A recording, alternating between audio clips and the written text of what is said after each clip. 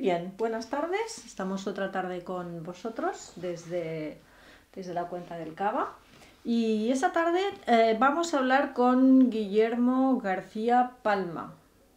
Es veterinario y especialista en líneas y caballos de pura raza española. Así que vamos a esperar a que se conecte. En cuanto nos oiga, Guillermo García Palma, creo que ya estás por aquí. Sí.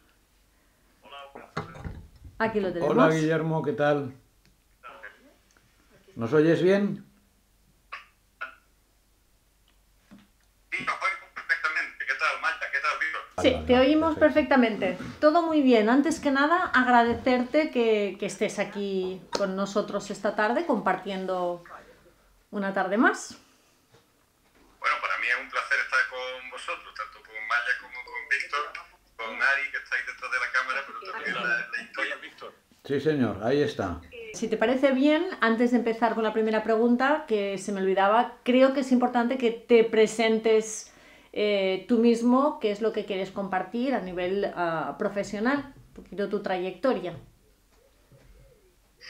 Bueno, yo como profesión soy un veterinario clínico de caballos que está integrado en un equipo formado por otros 3 veterinarios más, la doctora Gradilla García, el doctor León Lizaur Barbudo y el doctor David Ramno. Esa es mi profesión. Lo que pasa es que, claro, la profesión la tiene uno porque es a lo que enfoca su vocación. Y yo desde pequeño, pues siempre me vi muy apasionado por los animales en general y por los caballos en particular. Y entonces, pues aparte de terminar trabajando en veterinario de caballos, pues me ha gustado mucho lo que es la equitación y me ha gustado mucho lo que es la otra rama del estudio del caballo, que es la hipología. Y pues desde pequeño siempre en contacto con ganaderías, con caballos, montando con criadores, investigando. Al mismo tiempo, los de mi generación es que éramos muy de Félix Rodríguez de la Fuente. Yo me acuerdo de sus cuadernos de campo, en los cuales pues te especificaba todas las especies de la fauna ibérica, su nombre científico. Yo era mucho de eso. Y claro, eso lo extrapolé a los caballos. O sea, cuando uno aprende la taxonomía y cuando uno aprende a identificar y tal, pues depende también un poco de las inquietudes y de la manera que tenga uno de trabajar su inconsciente y tal. A mí me llamó mucho la atención todo eso aplicado al caballo y desde luego en el tema de las razas, de las líneas, de todo eso, desde muy pequeño yo me acuerdo que a mí me encantaban los libros. A mí siempre pues por reyes, por cumpleaños, pues me ponían libros.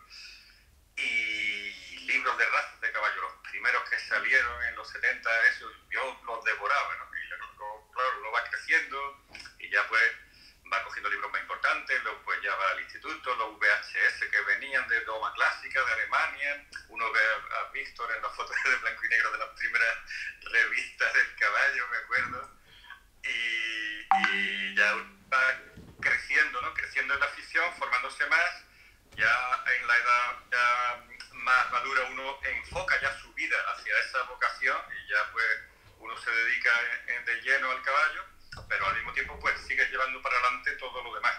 Entonces pues eso a mí me ha dado oportunidad de conocer muchos caballos, de descubrir caballos que han llegado a ser muy importantes, lo cual me da mucha satisfacción el poder haberle ayudado también a ganadería o a yeguada y bueno, y haber aprendido de ella, porque uno al mismo tiempo que ayuda pues sigue aprendiendo, sigue creciendo y sigue pues dándole vueltas a todo este tema. Entonces así es un poco sin enrollarme mucho en la presentación, ¿no?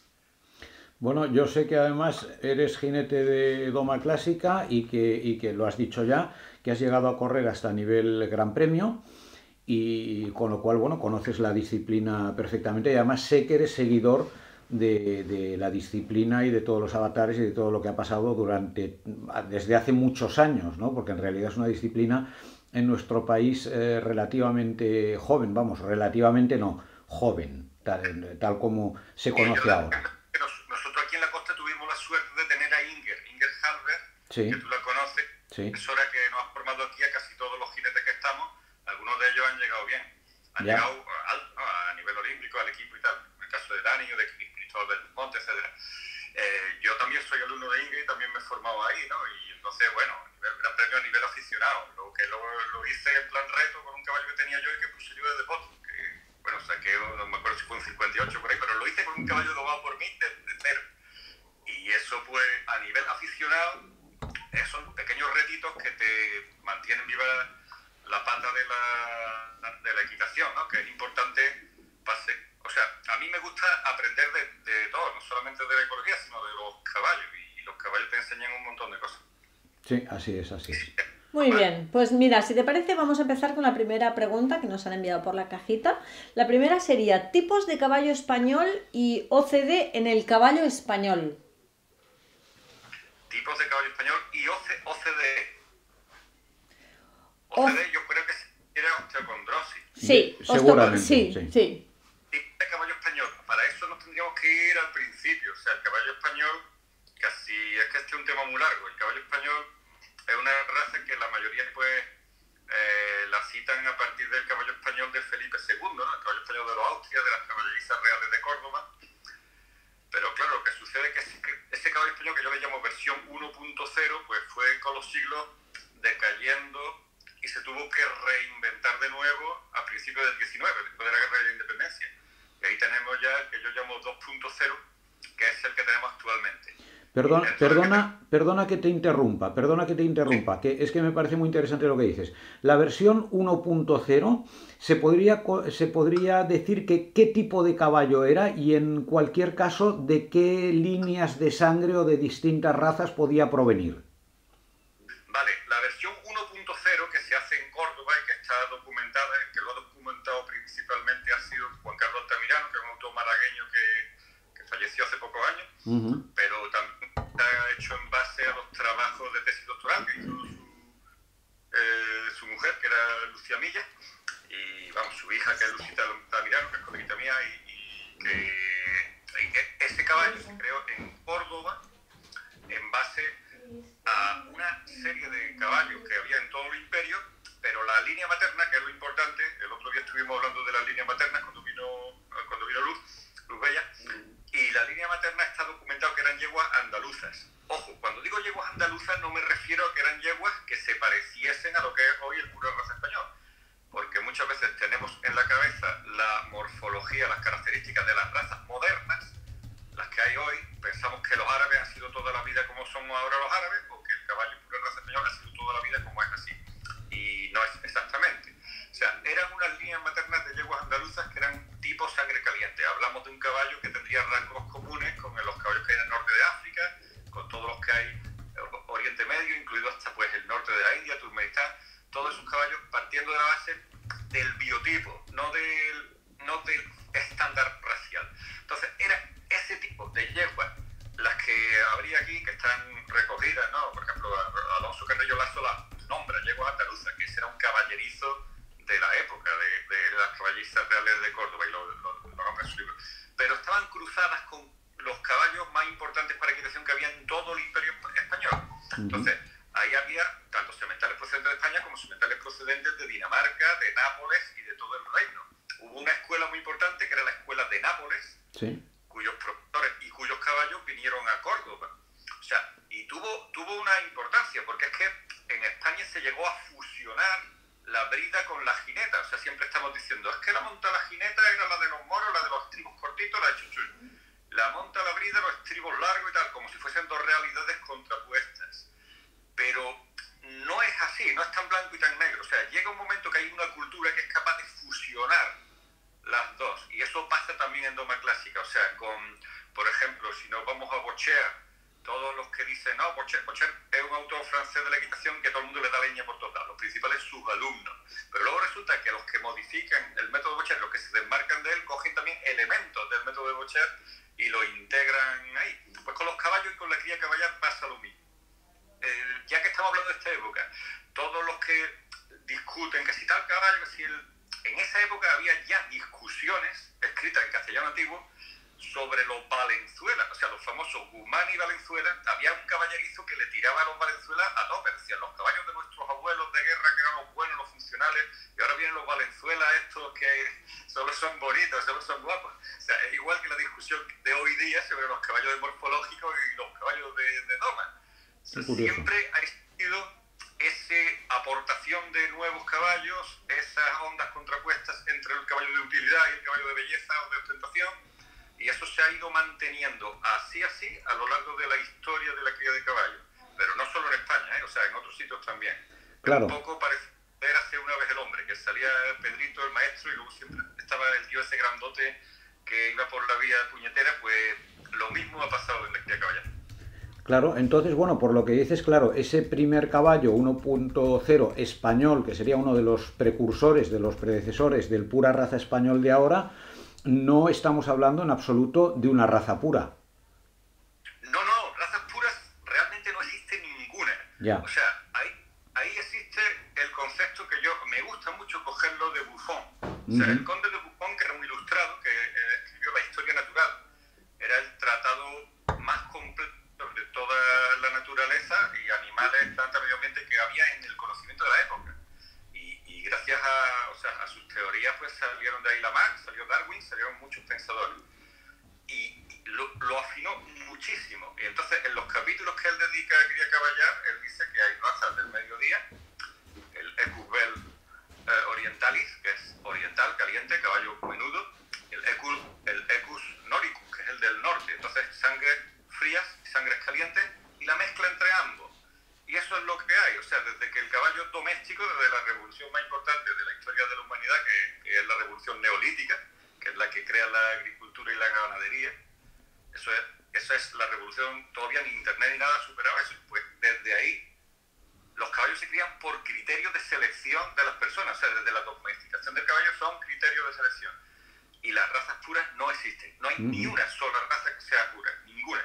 Muy bien, muy bien. Bueno, es muy interesante. Luego llegaríamos a al caballo, como decías tú, el 2.0, ¿no? Que Sí, sería en el siglo XIX. Sí, el 2.0 sucede porque el 1.0, a lo largo que van pasando los siglos, los Austrias, los Borbones, se va enfriando. O sea, si primero tenía trazas de napolitano, danés, tal, luego la tendencia era meterle caballos también de sangre fría, normando, anglo-normando, con los Borbones, y llega un momento que coincide un punto que la caballería, la caballería era como el poderío militar español, unido al declive de España como nación, lo que hace pensar a los hipólogos, a los que les gustaban los caballos, que tenían implicaciones en la caballería, que estaba asociada la decadencia del caballo con la decadencia del poderío, ¿no?, de la nación. Entonces hubo una serie de personas que empezaron a escribir cartas. Esto llegó al epítome en la Guerra de la Independencia, o sea, cuando la invasión francesa era cuando ya se habían venido abajo pues todas las castas. Independientemente que siempre en toda la historia ha habido gente que se ha quejado de la decadencia de la cría caballar, porque eso es consustancial con nosotros, ahí era verdad, ¿no? Y había autores que, por ejemplo, Pedro Pablo Pomar, o por ejemplo, sobre todo Francisco de la Iglesia y de Arras, que era un liberal, era un señor que le gustaba mucho la equitación, era militar también, de las Cortes, era uno de los ponentes de las Cortes de Cádiz, y dedicó a escribir muchísimo sobre hipología y sobre equitación, y también un poco sobre bienestar animal. O sea, tenía algunos escritos que eran verdaderamente animalistas, porque era un tío de equitación. O sea, construyó una escuela de equitación él mismo, militar, y la puso al servicio para que la gente empezase a montar. Entonces, él dijo que el caballo había degenerado de una manera grandísima, que se había ido hacia el lado frío, y que para recuperar el caballo español, el concepto de caballo español, había que volver otra vez a su origen, había que recuperarlo con sangres calientes, que eran las líneas maternas del caballo español. Esto lo había dicho antes Buffon, y esto también es una máxima. O sea, en los Warmblood siempre, cuando se van de tipo, se recuperan con caliente, nunca se recuperan con frío. Sí, siempre con pura sangre y con árabe, básicamente. Con pura sangre y con árabe, que es el elemento caliente del caballo deportivo. Recordemos, por ejemplo, todos los nietos de Ramsés, Ramiro, todos los caballos de deporte importantes han tenido un elemento caliente ahí. Por ejemplo, el Trakener, que lo nombró Luz Bella la otra vez, es una raza donde se admite pura sangre y se admite árabe también, porque es lo que le saca la clase al prusiano del norte, que es un caballo como autóctono de allí. Pues aquí tenemos la ventaja de que las líneas maternas son calientes, pero el problema es de que llevaban ya muchos siglos yéndose hacia el frío. Entonces se determinó que había que buscar el caballo original que teníamos aquí. ¿Y qué es lo que se hizo? Pues se introdujeron sangre oriental, muy bien introducida. O sea, tiene casi todos los autores, tú te lees y dices, no, el caballo español se mantuvo libre de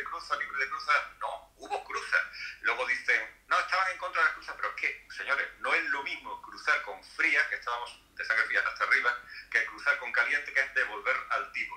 Entonces, efectivamente, gracias a lo que escribieron todos estos autores en hipología durante el siglo XIX, eso se ejecuta a finales del XIX y a principios del XX, y con las expediciones que hay a Oriente, que no solamente en España, sino pasa también en toda Europa, se traen caballos de Oriente, con los cuales no solo se mejora el pura raza árabe, que no se mejora, se crea, porque el pura raza árabe es una invención europea a base de seleccionar caballos que venían de Oriente. O sea, que eso de los árabes chatitos y planitos, eso lo hemos inventado aquí. Los de que venían de allí eran algunos así y otros no eran así. Pero no solamente sirven para crear los árabes, que es lo que se ha dicho, sino también fue el elemento con el que se mejoró el caballo español, y muy bien mejorado, ¿eh? Bueno, oye, me encanta oírte. Lo que, no sé, imagino que hay gente que tiene otra idea, que piensa que realmente es una raza que viene de hace no sé cuántos siglos, que nunca se ha cruzado, que es pura. Y bueno, como tú dices, claro, es que no es el español, es que es el resto de caballos, que es que las razas puras realmente no existen, es decir, son creaciones del hombre, ¿no? Si ponemos un ejemplo paralelo, tenemos los litrizanos, que es un caballo que en Austria le llaman el caballo imperial, porque se crió también en el Imperio Habsburgo. O sea, eran los familiares, los primos de Felipe II. Vamos a crear un caballo imperial. Allí siguieron criándolo, y en el siglo XVIII, finales XVIII, allí se llevó un semental árabe que se compró en Alepo, que era el Siglabi. Sí. ¿Por qué se pusieron de moda los caballos orientales a finales del XIX? Pues hubo muchas teorías. O sea, pero hubo una que es que hubo una convergencia entre las modas, porque muchas veces los que tienen poderío compran caballos por moda, y la utilidad. Y ahí que se puso de moda Napoleón, antes de ser el general que se expandió por Europa, hizo campañas en Egipto. Y entonces luego pues fue como el general de más éxito, el que se expandió por toda Europa. ¿Qué caballos tenía Napoleón? Tenía los árabes que había traído de Egipto. Entonces todas las monarquías querían tener el mismo caballo que Napoleón.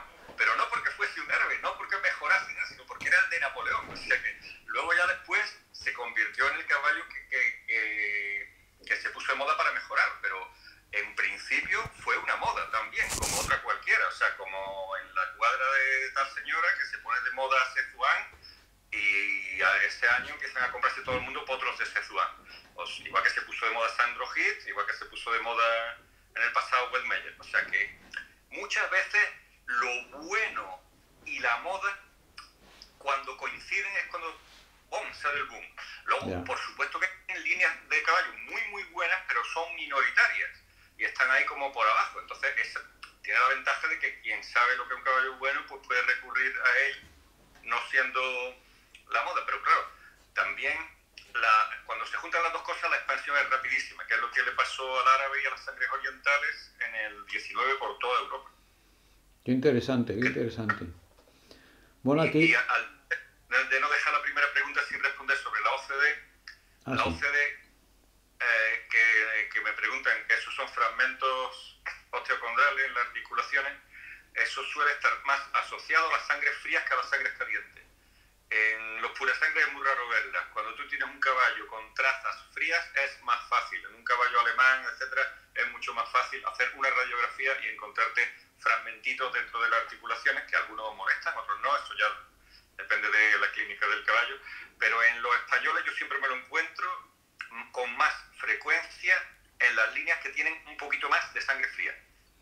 Es interesante también saberlo, la osteocondrosis disecantes, ¿no? Sí. La OCDE. Bueno, aquí tenemos un comentario. Ingekus dice: gracias por traer a Guillermo, supongo que será por el día del libro. Decidir traer a un libro abierto con patas. Pues tal cual. Tal cual, no, está muy bien. Es un libro abierto con patas. Exactamente. Y bueno, oye, está genial tenerte aquí. Muy bien, seguimos con las preguntas. Mira, la siguiente pregunta es: si fueras gerente de yeguada militar, ¿cuál sería la misión y visión de yeguada militar? Bueno, yo fui soldado veterinario de yeguada militar y es un honor para mí. Hace poco estuve allí, estuve en Jerez, que antiguo mando, que era el teniente veterinario Parres, que ahora mismo es teniente coronel. O sea, fíjate cómo pasa el tiempo desde el 97 para acá, ya era teniente coronel. Me presentó al teniente coronel Vázquez, que es el que está llevando el ganado ahora mismo, y pues estuvimos departiendo un ratito ahí. Y yo la yegua militar la siento muy mía porque es de todos los españoles. Y dentro de ella está la historia de cría caballar, que es la historia de la hipología de todos. Es cultura nacional, es una cosa que tendríamos que llevar a gala. Entonces, como yo soy un soldado de la yegua militar, yo me pongo a las órdenes del que esté allí arriba y le doy toda mi colaboración. Ya está.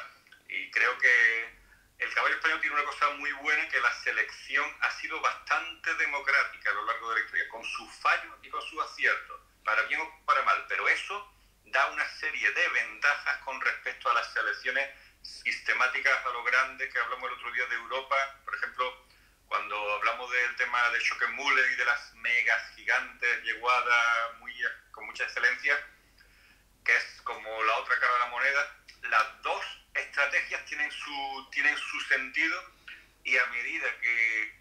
Yo antes era muy radical, cuando era joven era muy parecido a la visión esta de la excelencia y de las pruebas sementales alemanas y holandesas y todo eso.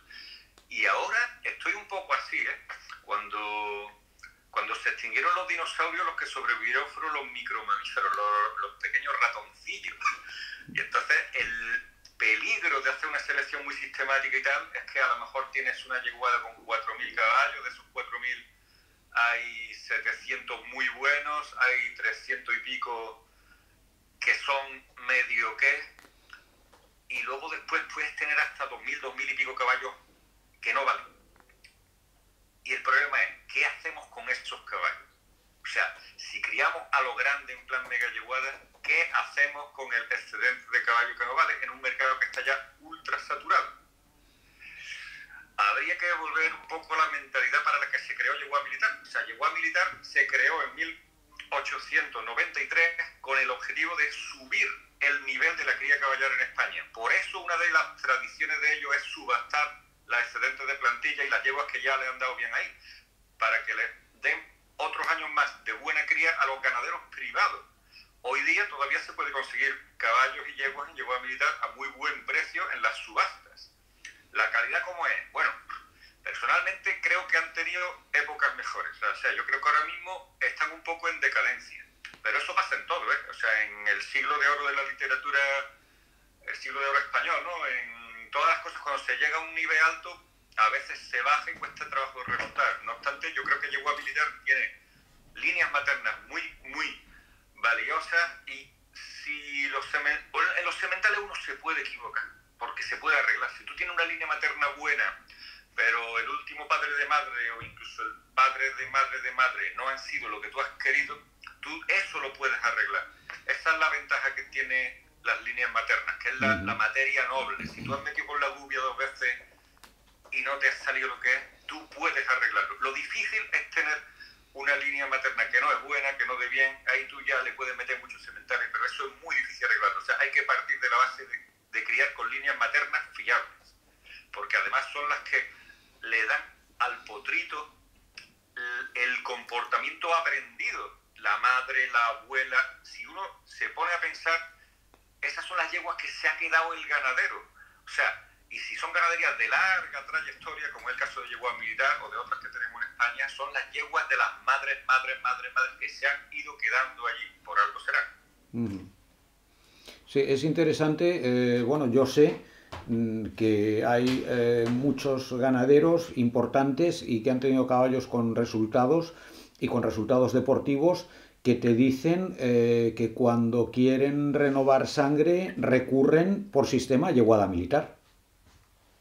Es que, claro, yeguada militar, ahí tiene los resultados. O sea, yegua militar, gracias a la mejora esa que hemos explicado de principio de siglo, en los años 20, consiguió un semental que los hijos de ese semental fueron los 2 sementales del que salió todo lo mejorado. Aparte, las hijas de esos sementales dieron también muy bien, la hija de Bilbaíno II.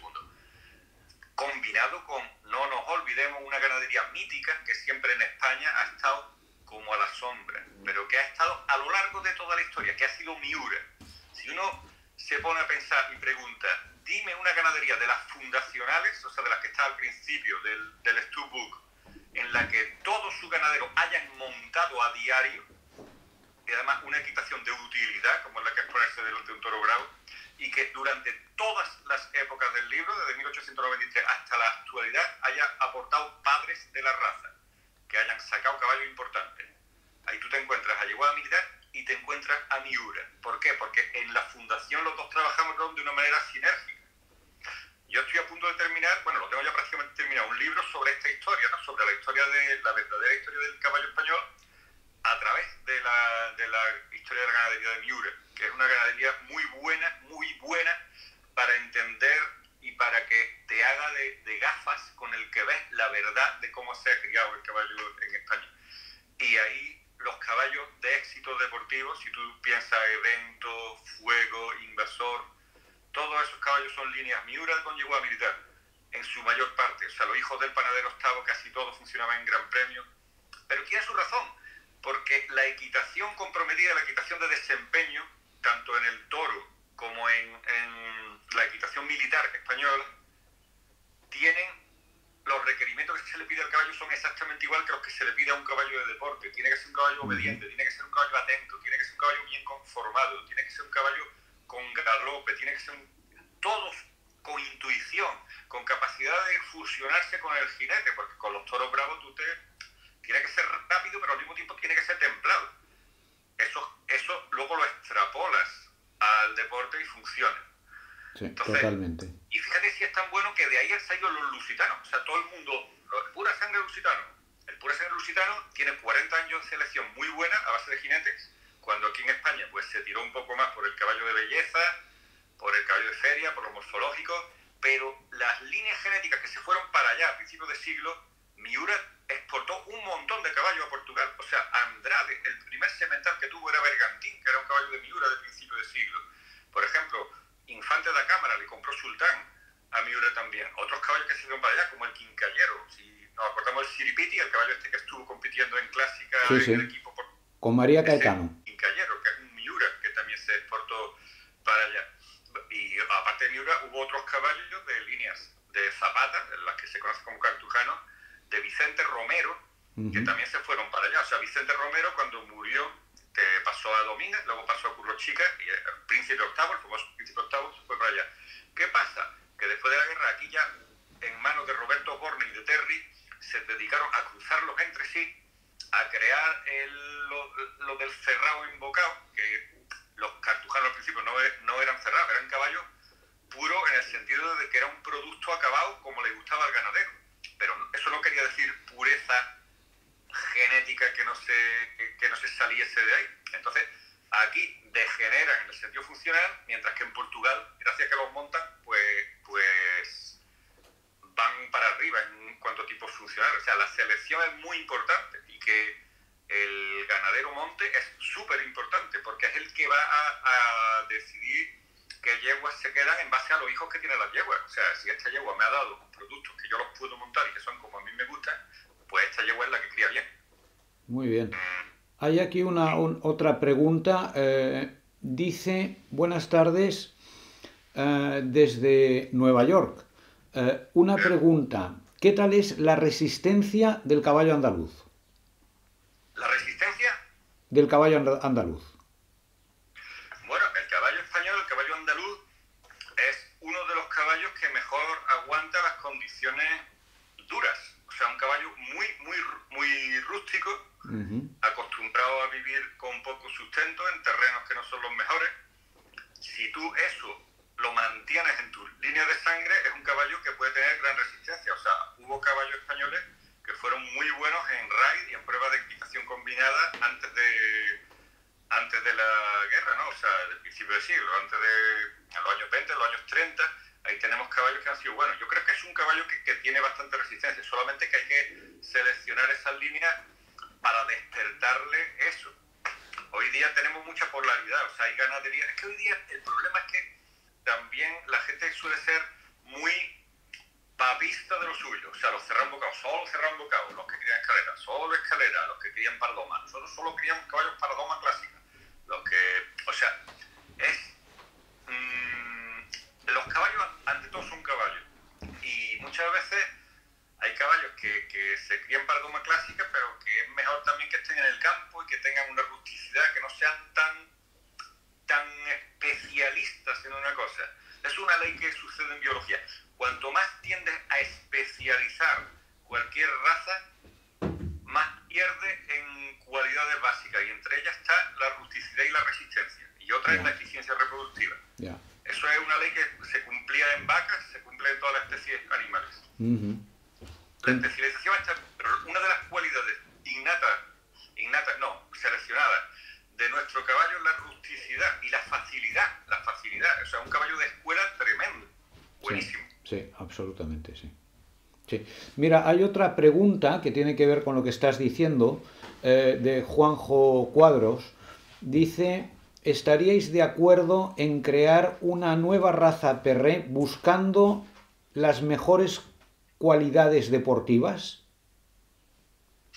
Yo creo que eso ya lo están haciendo los ganaderos. O sea, el Perré es una raza que es muy democrática porque existe un número muy grande de reproductores. O sea, decía, es que no puede ser porque en España hay un semental cada 2 yeguas y habría que tapar todos los sementales, habría que dejar suelo vente igual que en Alemania, tal. Esa es una de las estrategias. Pero por otro lado, nosotros ya tenemos esto. ¿Esto qué permite? Pues que en cada pequeño pueblo se seleccione estilo tradicional, o sea, estilo antiglobalización, ¿no? Como está de moda. Antiguamente, un caballo que tenía mal carácter, o que no iba, o que no tenía fuerza, o que tiraba a la gente, pues se le cortaban automáticamente los cataplines y para afuera. Entonces te encontraban los mayores y decían, mejor dejarle los huevos que se merece tener. Y eso parece, no, pero ahí radica la selección popular. Entonces, gracias a eso tenemos una variabilidad de caballos españoles bastante grande, y gracias a eso un ganadero que se dedica a criar caballos para doma o para deporte tiene la opción de hacerlo, seleccionando ahí. Lo único que pasa, el problema es que el libro genealógico del pura raza español va muy por detrás de los ganaderos. Es un libro que nunca ha estado cerrado, de hecho. O sea, el libro tiene lo que yo le llamo siempre criptogenealogía, que es genealogía por debajo de la mesa. Desde prácticamente hace la última que lo cerraron fue con los casos esos de ADN por el caballo este de las capas y los colores, pero antiguamente no era así. Antiguamente, cuando se metía un caballo era para mejorar la calidad del caballo, y estaba permitido. Bueno, lleva la mentalidad ya de finales del 19, es que lo decían descaradamente. O sea, tú podías tener ahí un semental de una raza compatible y el producto era un caballo español, y eso era aceptado. O sea, la mentalidad purista viene en los años 70, que es cuando se crea la ANSE, cuando se crean los morfológicos, cuando se empieza ya con el purismo, cuando se decide que el árabe es otra cosa, que no tiene nada que ver con el español, cuando los niños con las niñas, las niñas con las niñas y los niños con los niños. Eso es el purismo, y esa no es la realidad del caballo español. Entonces, yo no digo que todo valga, pero yo digo siempre que hay que creer en el criterio del ganadero, porque ser ganadero es una profesión liberal y una profesión que el que mejor conoce a las yeguas es el ganadero. O sea, ellos mismos, en base a sus resultados, se van a autoseleccionar. Entonces, pues, eso sería una cuestión, eso sería un debate. Ese sería un debate de cara al libro genealógico, que ahora mismo lo lleva la ANSE porque se lo ha delegado el Ministerio de Agricultura, pero no quiere decir que sea perfecto como se está llevando, y tampoco quiere decir que el que sea una pura raza significa que el libro tiene que estar cerrado. Porque nunca lo ha estado, ¿eh? O sea, lo ha estado hasta hace muy poco. Guillermo, esto, perdona que te corte, porque va muy en relación con una pregunta que nos han mandado, que pone, te la meto aquí porque es que es muy relacionada, con un libro cerrado. Es decir, nos preguntan, como dando por sentado que es el libro cerrado, ¿se puede mejorar el pura raza española como caballo de doma, como caballo de deporte? Bueno, si tú tienes una piscina a la cual no le entra agua nueva, ¿se puede mejorar el agua que hay ahí dentro? Pues sí, puedes poner cloro, puedes poner antibacterias, puedes comprarte un robotito muy mono de esos de los que limpian los fondos, y puedes conseguirlo. Pero a lo mejor es más fácil si tú le dejas que entre agua a esa piscina. Ya tú ya dices si la quieres más fría, más calentita, depende cómo le guste a la gente bañarse en la piscina, que eso va cambiando también las notas. Yo creo que con un libro cerrado, dado la gran cantidad de variedad que hay ahora mismo y de ejemplares, se puede, claro que se puede, pero con un libro que permita ciertas incorporaciones al mismo ritmo que se ha permitido a lo largo de toda la historia del versión 2.0 y del versión 1.0, que no olvidemos que el caballo español es un warm blood, o sea, es un sangre templada. El caballo español de Felipe II no era muy diferente a lo que es hoy un Holsteiner o un Hanoveriano en cuanto a valor absoluto etnológico. O sea, era una raza de caballo conseguida con cabeza, cruzado, y que tuvo gran éxito y gran fama. Igual, exactamente igual. Entonces, lo importante para mí es el tipo y las características del caballo español. Todo el mundo sabe lo que es un caballo español. ¿Cómo conseguirlo? Pues está claro que la historia lo ha conseguido como lo ha conseguido, y es mediante cruce. Es así. ¿Que el libro está totalmente cerrado? Pues habrá que bañarse con lo que hay dentro.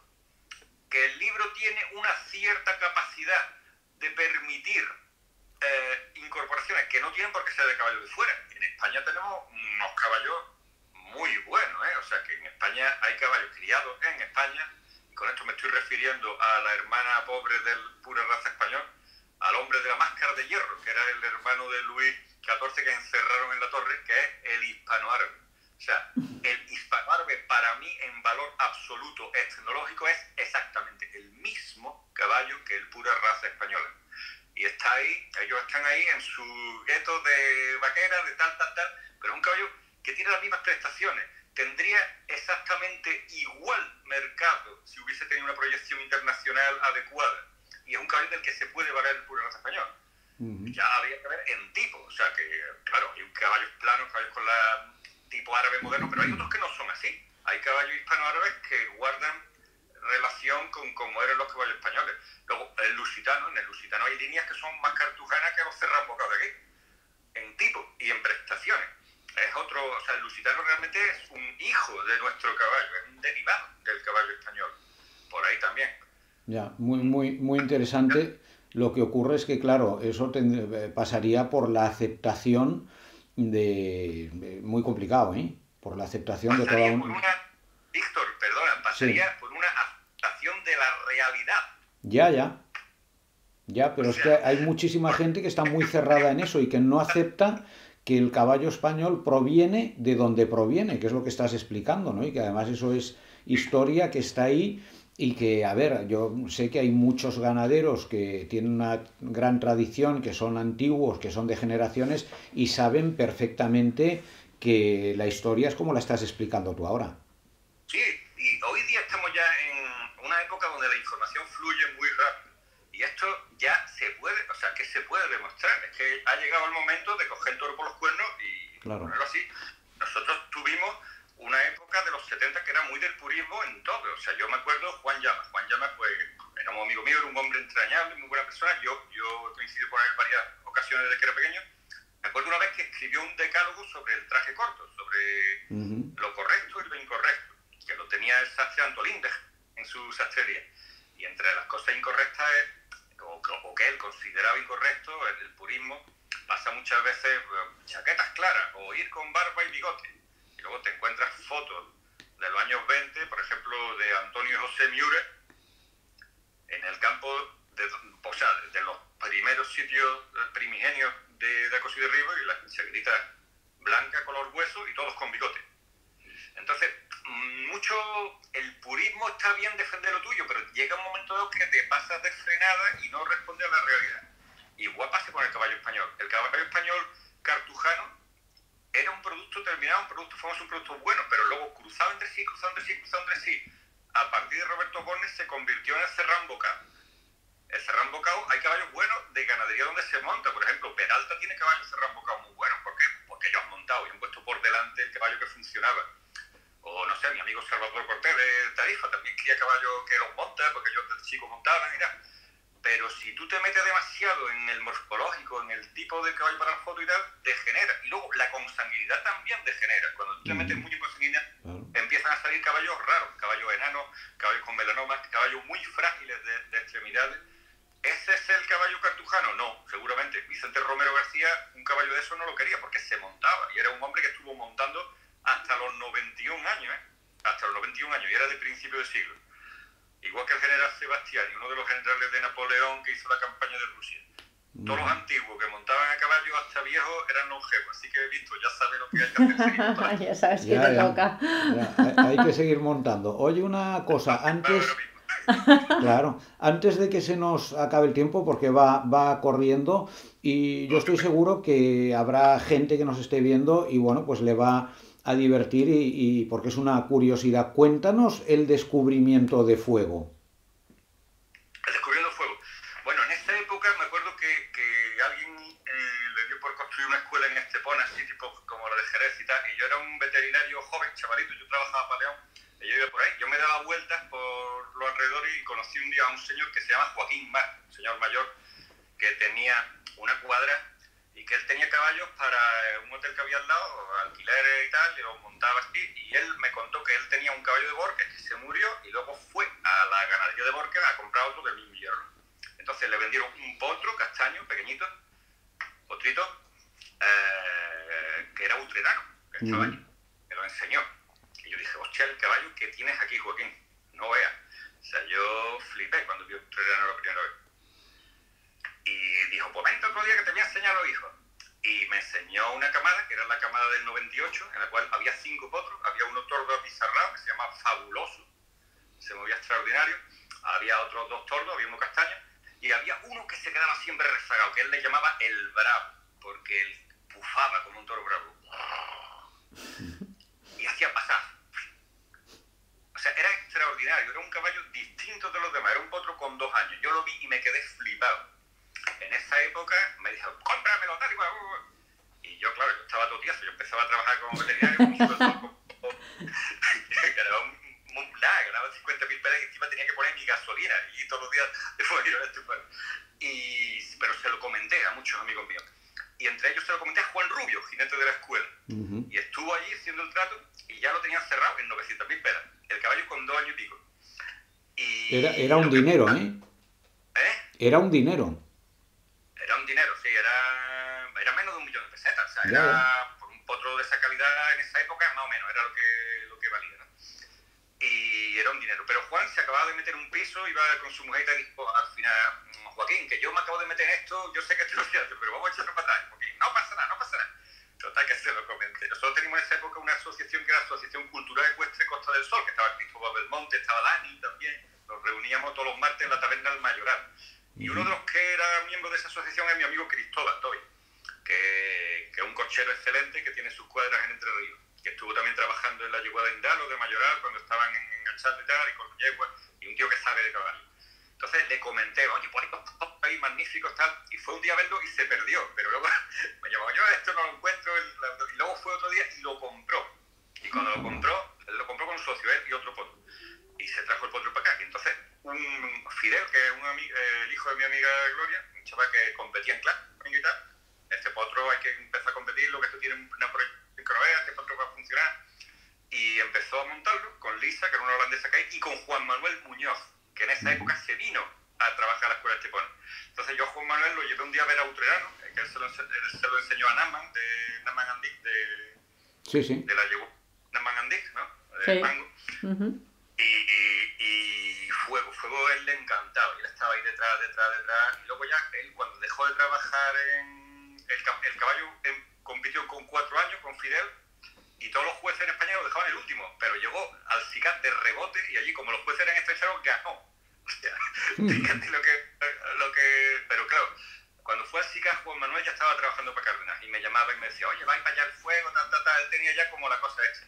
Entonces se alinearon los astros. Y allí en el SICA, por lo visto, estaba Martin Shaw, que le habló del caballo y tal, y ya Cárdenas dijo, no, con caballo, porque me lo aconsejó Martin Shaw, tal, y luego ya lo compró y compró a Utrerano. Y a mí me dio una grandísima satisfacción porque un potro que había descubierto yo con 2 años y medio, y que yo dije, este potro puede llegar a donde quiera llegar, este potro tiene calidad olímpica.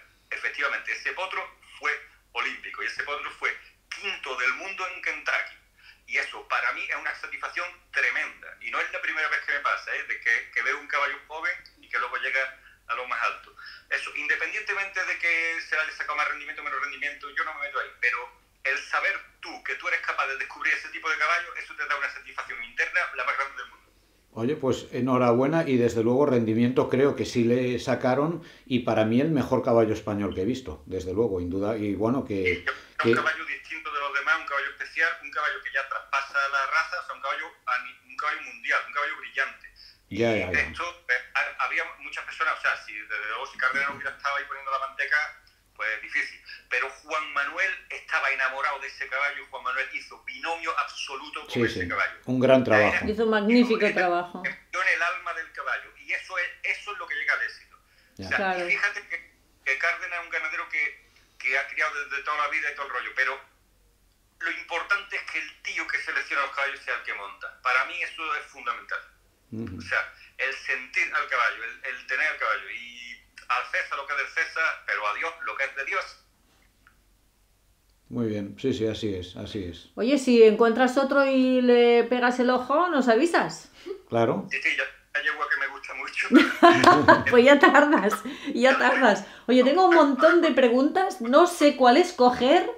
Creo que voy a escoger cuáles son tus 5 primeros reproductores recomendados de doma clásica en España ahora mismo. Esto es muy difícil porque es muy personal y depende de la yegua. Depende si tú a la yegua le quieres dar un giro para allá o un giro para acá. A mí me gusta mucho. Mira, hay un hispano árabe en Jerez que lo tiene un amigo mío, un chaval que es aficionado que se llama Gabriel Rosado. Y el caballo tiene una calidad impresionante.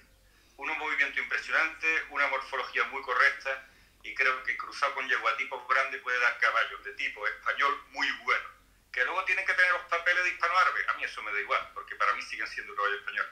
Dentro del español, pues me vienen a la mente muchísimo. Por ejemplo, de los hijos de ermitaño me gusta Doblón me gusta.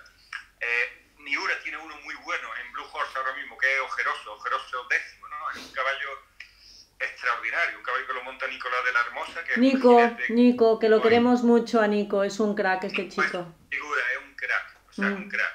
Y él entrena los caballos donde haya que entrenarlo y luego va a las pistas y allí va para adelante.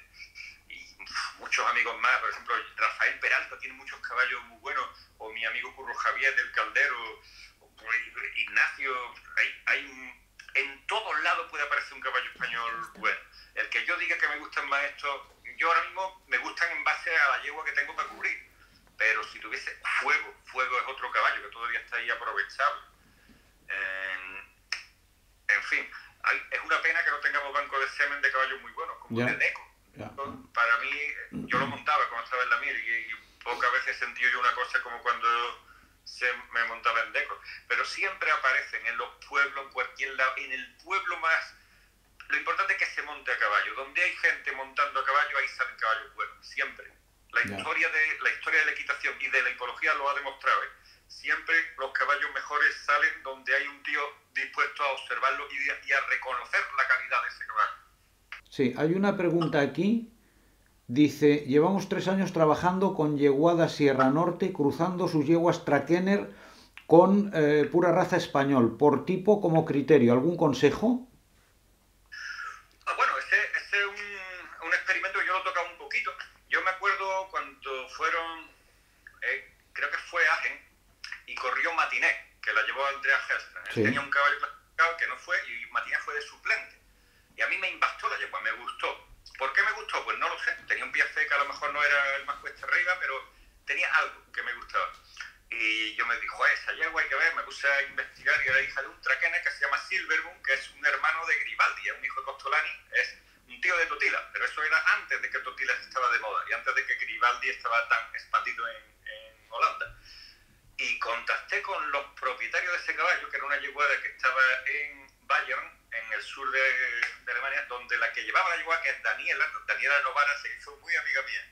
Y siempre nos mandó semen y tal. Entonces se lo puso a una yegua que yo tenía, a una Martínez Boloy, y también le comí el coco a Martínez Boloy y a Nicolás Romero, mi amigo Nicolás, que cría caballos españoles estupendos, y le pusimos 6-7 yeguas al proyecto ese. Y salieron caballos que eran como un hispano-árabe, en el cual el traquener hacía de árabe de super árabe. Y algunos de ellos salieron muy buenos, ¿eh? La luna roja esta la tiene una señora en Málaga que cambia con ella a 2 trancos perfectamente y es una jinete aficionada. O sea que es sangre caliente con sangre caliente. Ahí depende también el tipo de español que le metas, pero que en principio es una cosa que tiene que dar bien. O sea, es igual, el traquener hace el papel del árabe, el árabe y el español siempre ligan bien. Muy bien. Hay otra pregunta aquí. Diego La Dama dice, históricamente, ¿qué ganadería considera más relevante en la historia del pura raza español?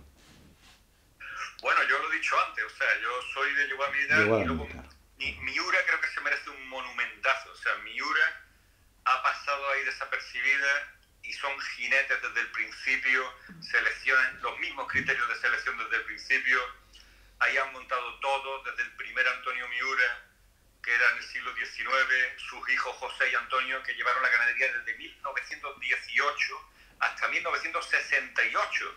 O sea, en el año 40 les delegaron los toros a su hijo Eduardo, pero ellos siguieron con la yeguada. Antonio Miura y José eran expertos garrochistas y además leían y escribían de equitación. Escribieron la cosa y derribo, pero aparte pues leían a Phillies, les gustaba mucho y montaban todo lo que había ahí.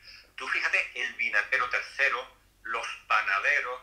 Bueno, y si nos ponemos ya unos cuantos décadas más atrás, Bilbaíno de Miura, que con sus hijos, Bilbaíno II y Lebrero, crearon toda la yeguada militar. Lebrero es el padre de Maluso, padre de Agente, Bilbaíno II, viene Elena, todas las madres que salieron ahí Levitón. O sea, todo el mundo se pone a decir Maluso, Agente, pero no ven de dónde viene el nodo ese. Y el nodo sale de Bilbaíno de Miura. Y si luego te vas todavía más atrás, a principios de la yeguada Moratall, los primeros sementales que tenían ellos eran contador, gallinero y voluntario, que eran los tres Miura.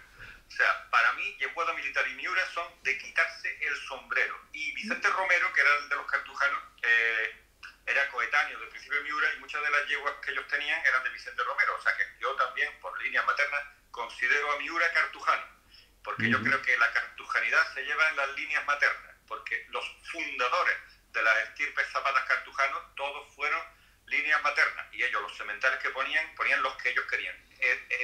Hasta incluso hay cartas de Vicente Romero a Ruiz de Andrade en el que dice que él empezó a poner caballos de la cartuja que se pusieron famosos cuando en la cartuja empezaron a echar sementales morunos, o sea, sementales árabes. Fíjate. Eso está escrito.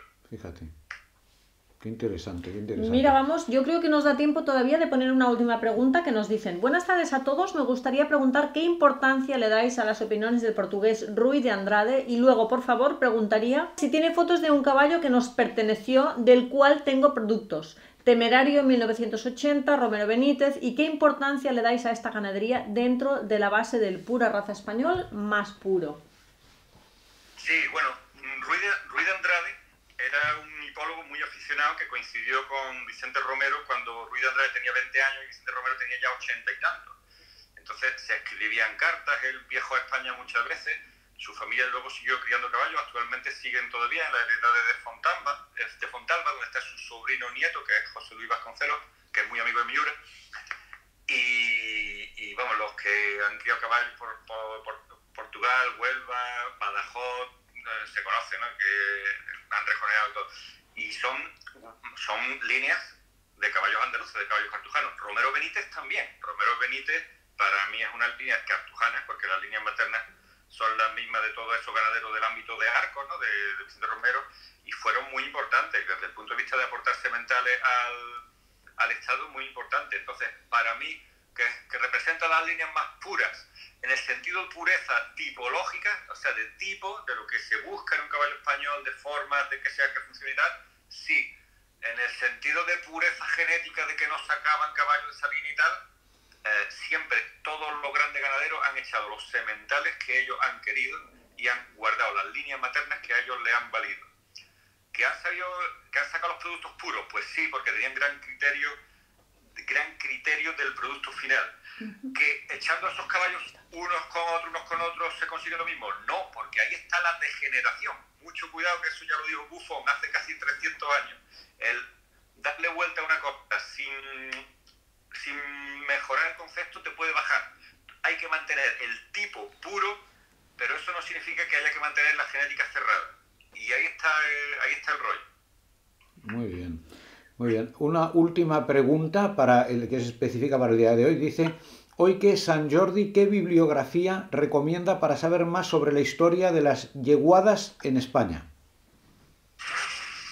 Bueno, sobre la historia de las yeguadas en España tenemos varios libros, la mayoría están inéditos. Hay se escribieron mucho en la época de los 40-50, o sea, en los años 30 había una costumbre en todas las ferias y tal, que es que se instituían a raíz del Jockey Club de Jerez, que hubo un hipódromo en Jerez en el que se testaban durante una semana los caballos españoles y de otras razas, y que al final de semana se celebraban carreras, exhibiciones y subastas, o sea, igual que hacen hoy los caballos de Europa, igual que se hace hoy en Oldenburgo, en cualquier sitio, se hacía ya aquí en Jerez, o sea, un modelo que aquí funcionó.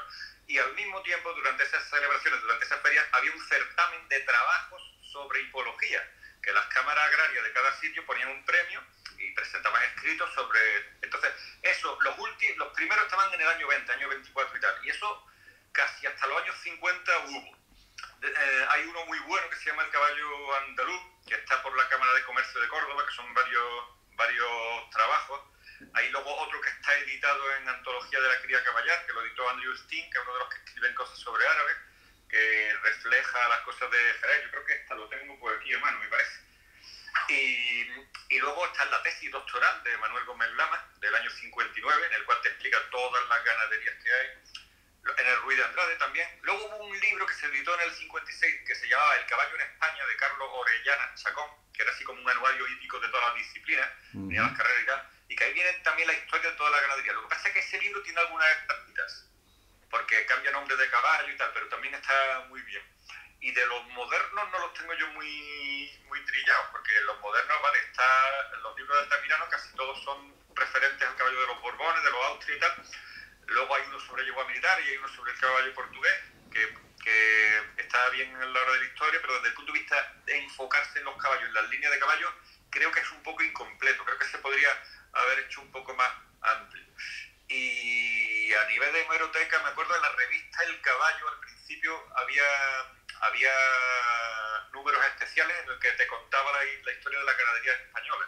O sea que todo eso va apareciendo. Yo hace poco el Ruiz de Andrade lo subí a WhatsApp y está rulando por ahí. Entre otras cosas, siguiendo los deseos del propio Ruiz de Andrade, que puso en la primera página, el propósito de este libro no es comercial, es para compartirlo con mis amigos. O sea, bueno. Ruiz de Andrade muy bien. Muy bien, parece muy bien.